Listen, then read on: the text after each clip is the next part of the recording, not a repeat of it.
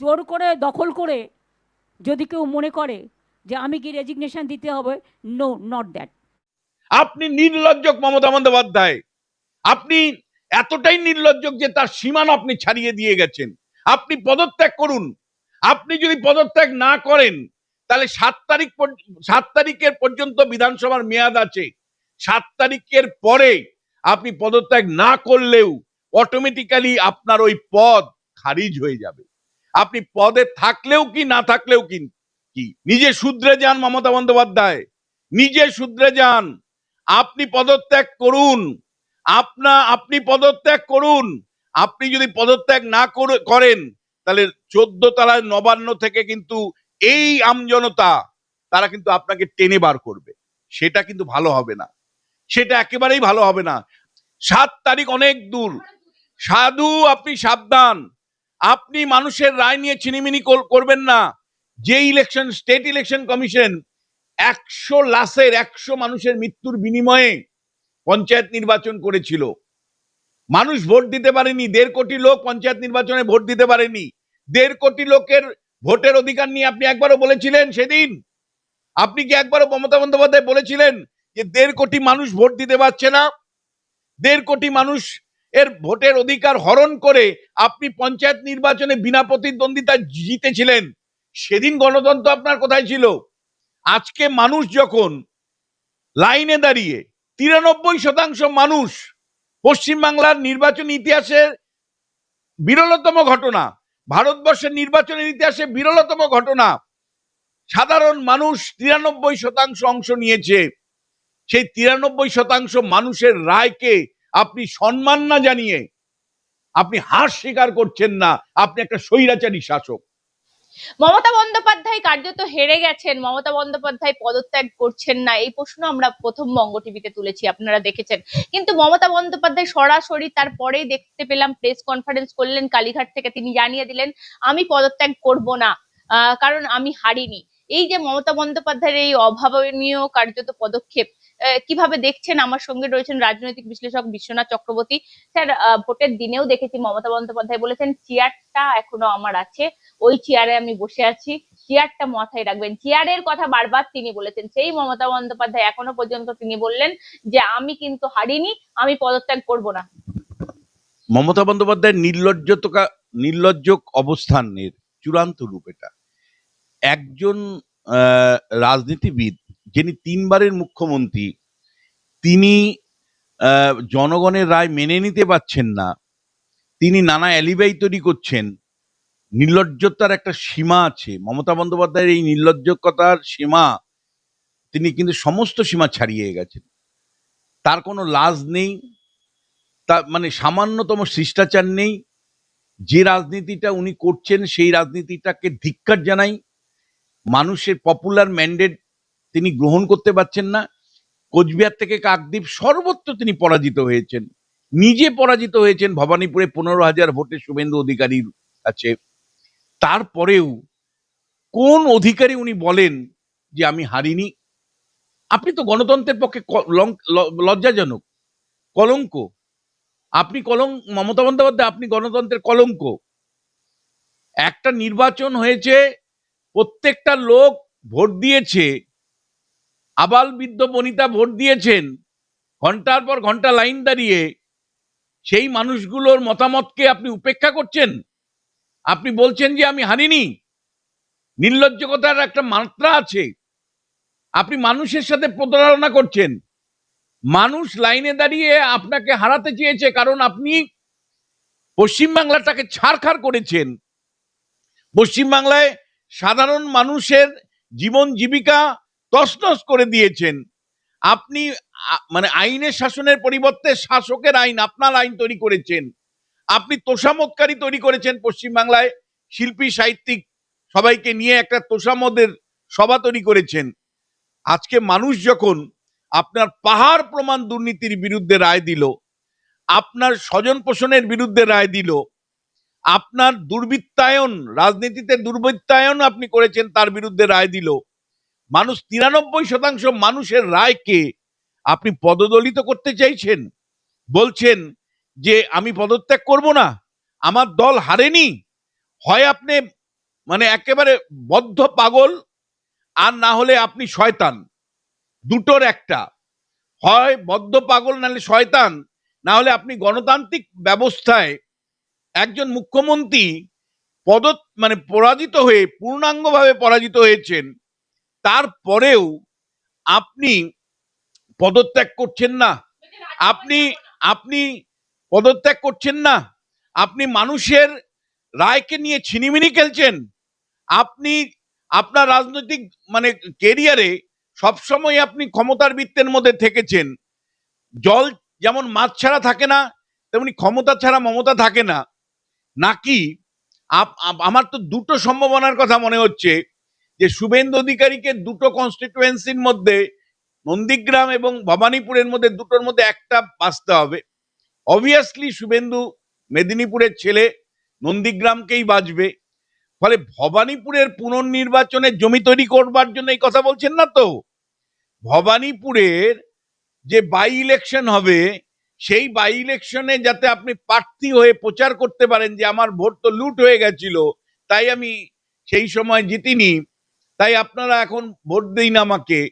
Victim card খেলছেন না তো। আর ভিকটিম কার্ড খেলবার জন্য, অর্থাৎ বাই ইলেকশনে ভোটে দাঁড়িয়ে জিতে আসার জন্য এই নাটকটা করছেন না তো। নাকি দিল্লির রাজনীতিতে একটা পরিসর পাওয়ার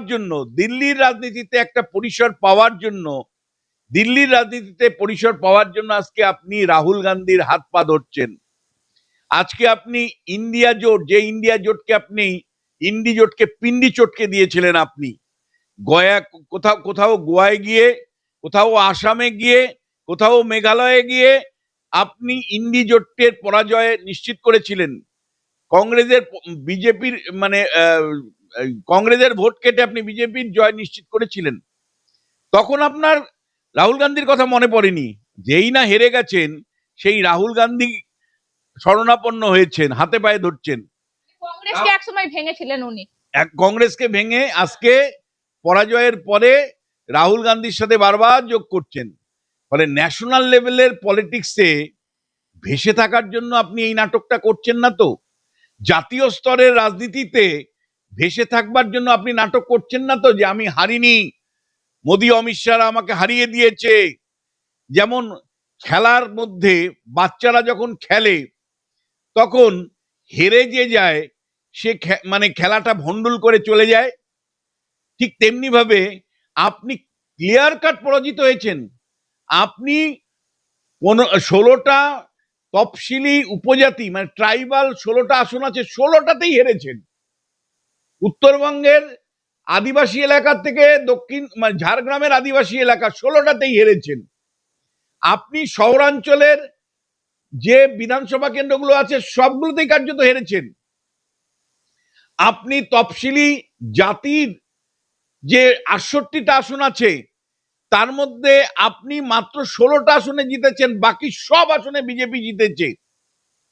আপনি মানে যে 29টা পঞ্চায়েতবিহীন যে আসন আছে, 39টা যে বিধানসভা আসন আছে, তার মধ্যে মাত্র 11টা, তার মধ্যে কলকাতায় 5টা, বাদ বাকি সব বিজেপির ঝড়ে আপনি উড়ে গেছেন। আপনি মতুয়াদেরকে ভয় দেখিয়েছিলেন, বলেছিলেন যে বিজেপি মতুয়াদের ভোটের অধিকার থেকে অধিকার বঞ্চিত করেছে। সেই মতুয়া গড়ে আপনি উড়ে চলে গেছেন। মতুয়ারা আপনাকে বিশ্বাস করেনি। মতুয়ারা আপনাকে সামান্যতম মমতা বন্দ্যোপাধ্যায়, অভিষেক বন্দ্যোপাধ্যায় বিশ্বাস করেনি। মতুয়ারা একেবারে ঢেলে বিজেপিকে ভোট দিয়েছে। মতুয়া 21টা বিধানসভার মধ্যে মাত্র 3টে বাদে সবগুলোতে জয়ী হয়েছেন, 3টেও সংখ্যালঘু এলাকা আছে জন্য। ফলে মানে মিনাখার মতন কনস্টিটিউয়েন্সি সেখানে জিতেছেন, কিন্তু রানাঘাট সব আসনে হেরেছেন মতুয়াদের, বনগার সব আসনে আপনি হেরেছেন। ফলে মতুয়াদের সমর্থন পাননি। রাজবংশী কমিউনিটি নিয়ে বলেছিলেন, 30টা আসন উত্তরবঙ্গে রাজবংশীদের আছে, 30টার মধ্যে 29টাতে মমতা বন্দ্যোপাধ্যায় আপনি হেরেছেন। 29টা আসনে আপনি হেরেছেন। আপনি গ্রামে হেরেছেন, শহরে হেরেছেন, জঙ্গলমহলে হেরেছেন, উত্তরবঙ্গে হেরেছেন, সংখ্যালঘু এলাকাতেও আপনি এবার হেরেছেন। নিজে হেরেছেন 15,000 ভোটে।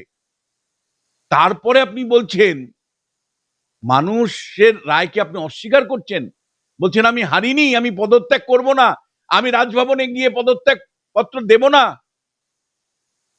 আপনি তো অগণতান্ত্রিক, আপনার চেহারা বেরিয়ে গেছে, দাঁত নখ বেরিয়ে গেছে। আপনি যে একটা স্বৈরাচারী মানুষ, পরাজয়ের পরেও মানে আপনি গণতন্ত্রের শিষ্টাচার মিলে, সংসদীয় গণতন্ত্রের নিয়ম মেনে আপনি এখনো পদত্যাগ করেননি। 48 ঘন্টা হতে চললো ফলাফলের, আপনি পদত্যাগ করেননি। বুদ্ধবাবু 2011 সালে, বুদ্ধদেব ভট্টাচার্য 2011 সালে যেদিন ফল ঘোষণা হলো 2রা মে, বুদ্ধবাবু ফল দুপুর বেলাতে 3টের সময় যখন জানতে পারলেন তার দলের ক্ষমতা ফিরে আসার কোনো সম্ভাবনা নেই, বুদ্ধদেব ভট্টাচার্য রাজভবনে গিয়ে তার পদত্যাগটা দিয়ে এসেছিলেন। আর আপনি পদত্যাগ করতে চাইছেন না, ক্ষমতাতে আটকে থাকতে চাইছেন। যদি আরো দুদিন হারিনি বলছে, আমি হারিনি। মানুষকে পরিষ্কার অস্বীকার উনি করছেন, উনার একটা স্বৈরাচারী চেহারা বেরিয়ে যাচ্ছে। হারার পরেও, মানে তিনি 3বারের মুখ্যমন্ত্রী, হারার পরেও মিনিমাম শিষ্টাচার রক্ষা করছেন না। মানুষের রায় নিয়ে আপনি ছেলেমেলে খেলছেন। রাস্তায় থাকবো, আমি ফাইট হবে। আবারও বলছি, বিজেপি যে অতি ভদ্রতা দেখাচ্ছেন, বিজেপি যে শিষ্টাচার দেখাচ্ছে, বিজেপি যে ভদ্রতা দেখাচ্ছে, বিজেপির ভদ্রতাকে আপনি দুর্বলতা ভাব নিয়ে বলছেন রাস্তার রাজনীতি করবেন। বিরোধীদের রাস্তার রাজনীতি আপনি করতে দিয়েছেন মমতা বন্দ্যোপাধ্যায়, অভিষেক বন্দ্যোপাধ্যায়। বিরোধীদের সামান্যতম আন্দোলন, রাস্তায় একটা মিছিল করলে পুলিশ দিয়ে পিটিয়ে দিয়েছেন। বিরোধী দলের নেতা শুভেন্দু অধিকারীকে 111 বার, শুভেন্দু অধিকারীকে 111 বার সভা করবার জন্য হাইকোর্টের অনুমতি নিতে হয়েছে। আপনি কি ভাবেন যে বিজেপি, অন্তত শুভেন্দু অধিকারী মুখ্যমন্ত্রী হলে আপনি বুঝতে পারবেন যে কত ধানে কত চাল। শুভেন্দু অধিকারী না হয়ে যদি অন্য কেউ হয় সেটা আলাদা কথা, না হলে বিজেপি রেজাল্ট বেরোনোর পরে যে ভদ্রতা দেখিয়েছে, সভ্যতা দেখিয়েছে, ধৈর্য দেখিয়েছে, সেটা দুর্বলতা ভেবে আপনি উস্কে দিচ্ছেন আপনার দলকে। রাস্তায় নামবো, গত 15 বছর বিরোধীদের রাস্তায় নামতে দিয়েছেন আপনি, পুলিশ দিয়ে পিটিয়েছেন, আপনার দলের কর্মী দিয়ে পিটিয়েছেন। আপনি বলছেন যে মানে ইলেকশন কমিশনের বিরুদ্ধে বিষাদগার করছেন। রাজীব সিনহার নেতৃত্বে যে স্টেট ইলেকশন কমিশন 100 লাশের, 100 মানুষের মৃত্যুর বিনিময়ে পঞ্চায়েত নির্বাচন করেছিল, মানুষ ভোট দিতে পারেনি। 1.5 কোটি লোক পঞ্চায়েত নির্বাচনে ভোট দিতে পারেনি। 1.5 কোটি লোকের ভোটের অধিকার নিয়ে আপনি একবারও বলেছিলেন সেদিন? আপনি কি একবারও মমতা বন্দ্যোপাধ্যায় বলেছিলেন যে 1.5 কোটি মানুষ ভোট দিতে পারছে না? 1.5 কোটি মানুষ এর ভোটের অধিকার হরণ করে আপনি পঞ্চায়েত নির্বাচনে বিনা প্রতিদ্বন্দ্বিতা জিতেছিলেন। সেদিন গণতন্ত্র আপনার কোথায় ছিল? আজকে মানুষ যখন লাইনে দাঁড়িয়ে 93% মানুষ, পশ্চিমবাংলার নির্বাচন ইতিহাসের বিরলতম ঘটনা, ভারতবর্ষের নির্বাচনের ইতিহাসে বিরলতম ঘটনা, সাধারণ মানুষ 93% অংশ নিয়েছে। সেই 93% মানুষের রায়কে আপনি সম্মান না জানিয়ে আপনি হার স্বীকার করছেন না। আপনি একটা স্বৈরাচারী শাসক, আপনি নির্লজ্জ, আপনি নির্লজ্জ মমতা বন্দ্যোপাধ্যায়। আপনি এতটাই নির্লজ্জ যে তার সীমানা আপনি ছাড়িয়ে দিয়ে গেছেন। আপনি পদত্যাগ করুন। আপনি যদি পদত্যাগ না করেন তাহলে 7 তারিখের পর্যন্ত বিধানসভার মেয়াদ আছে। 7 তারিখের পরে আপনি পদত্যাগ না করলেও অটোমেটিক্যালি আপনার ওই পদ খারিজ হয়ে যাবে। আপনি পদে থাকলেও কি না থাকলেও কি, কিন্তু 7 তারিখ অনেক দূর মমতা বন্দ্যোপাধ্যায়, 7 তারিখ অনেক দূর। সাধু, আপনি সাবধান। আপনি মানুষের রায় নিয়ে ছিনিমিনি করবেন না। সাধারণ মানুষ ভোট দিতে পেরেছে, সাধারণ মানুষ দিনের পর দিন যারা ভোট দিতে পারেনি, এই আপনার শওকত বাহিনীর জন্য, আপনার জাহাঙ্গীরের জন্য, আপনার শাহজাহানের জন্য, আপনি যে জাহাঙ্গীর শাহজাহান বাহিনী তৈরি করেছিলেন তারা দিনের পর দিন ভোট দিতে দেয়নি। এবার যখন ইলেকশন কমিশন নির্ভয়ে শান্তিপূর্ণ ভোটের ব্যবস্থা করেছিল, ভোট দেওয়ার সুযোগ মানুষ যখন পেয়েছে, বঞ্চিত ভোট না দেওয়া মানুষগুলো কিন্তু আপনার বিরুদ্ধে ভোট দিয়েছে। তাই উত্তরবঙ্গের কোচবিহার থেকে দক্ষিণবঙ্গের কাকদ্বীপ পর্যন্ত আপনি ঝড়ে উড়ে গেছেন, এবং কলকাতাতে আপনার গড়, সেখানেও আপনি হেরে গেছেন, আপনি নিজে হেরে গেছেন। আপনি যদি আরো 48 ঘন্টা সময় আছে, নিজে শুধরে যান মমতা বন্দ্যোপাধ্যায়, নিজে শুধরে যান। আপনি পদত্যাগ করুন, আপনি পদত্যাগ করুন। আপনি যদি পদত্যাগ না করেন, তাহলে 14 তলায় নবান্ন থেকে কিন্তু এই আমজনতা তারা কিন্তু আপনাকে টেনে বার করবে। সেটা কিন্তু ভালো হবে না, সেটা একেবারেই ভালো হবে না। আপনার গুণগ্রাহী, আপনার তোষামতকারীরা কিন্তু মানে কেউ বাঁচাতে পারবে না, কেউ বাঁচাতে পারবে না। ফলে আমি পরিষ্কার করে বলছি, মমতা বন্দ্যোপাধ্যায়, গণতন্ত্রের শিষ্টাচার মেনে অন্য 5 জন মুখ্যমন্ত্রী যেমন পদত্যাগ করেন, হার মেনে নেন। আপনি যদি হার মেনে নেন তাহলে দলটা টিকে থাকবে মিনিমাম কিছুদিন, কিন্তু হার না মেনে আপনি আরেক ধরনের রাজনীতি করবার চেষ্টা করছেন। হয়তো এই উপনির্বাচনের দিকে তাকিয়ে, ভবানীপুরের উপনির্বাচনের দিকে তাকিয়ে রাজনীতি করছেন। মানুষ কিন্তু আপনাকে ছুঁড়ে ফেলে দিবে, সেই উপনির্বাচনেও আপনাকে পরাজয়ের শিকার হতে হবে। ফলে আপনি গণতন্ত্রের নিয়ম, পার্লামেন্টারি ডেমোক্রেসিতে স্বাধীনতার পরে 400 বারের উপরে বিভিন্ন রাজ্যে মুখ্যমন্ত্রী পদত্যাগ করতে হয়েছে পরাজয় স্বীকার করে, অর্থাৎ নির্বাচনে হেরে গেছে, পদত্যাগ করেছে। যদি পদত্যাগ না করেন তাহলে যে অনন্য উদাহরণ থাকবে, তাতে আপনার রাজনীতির অস্তিত্ব বিপন্ন হয়ে পড়বে।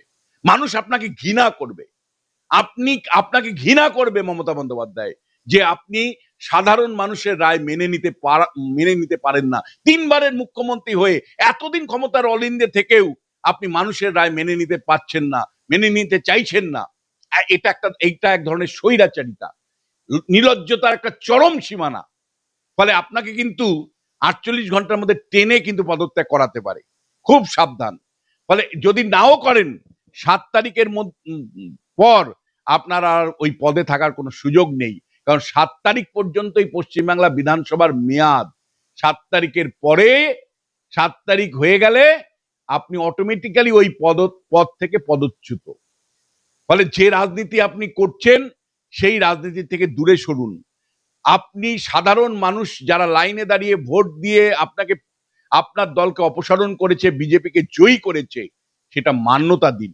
আপনার ভবিষ্যতের রাজনীতির দিকে তাকিয়ে আপনি সেটা মান্যতা দেন।